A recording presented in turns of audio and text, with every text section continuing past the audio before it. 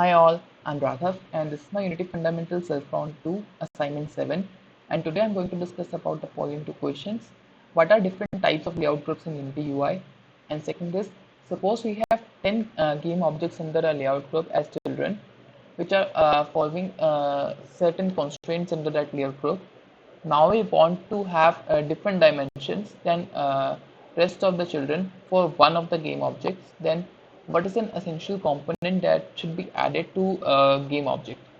So to answer the first question, what are different types of layout groups in Unity UI? There are basically three different types of layout groups. Number one is horizontal layout group. This layout group arranges the child element in horizontal rows.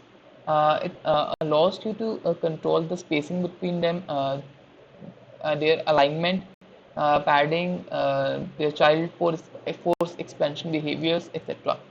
Second is vertical layout group. It is similar to the horizontal layout group. The vertical layout group arranges the child elements in vertical columns. It provides options to control spacing, padding, alignment, etc. as well. Number three is grid layout group.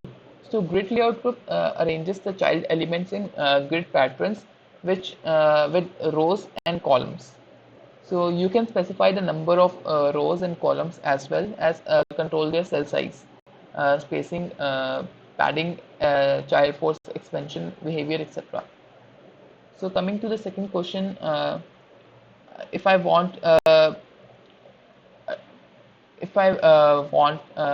different dimensions than rest of the children for one of the game object, then I would add a layout element component to the particular game object. The layout element component will allow me to override the default layout behavior and define the custom dimensions for that particular game object. By adding the layout element component to specific game object, I can modify the properties such as preferred width, preferred height, flexible width and flexible height, minimum width and minimum height.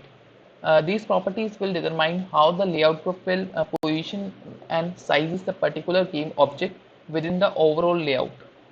That's all. Thank you.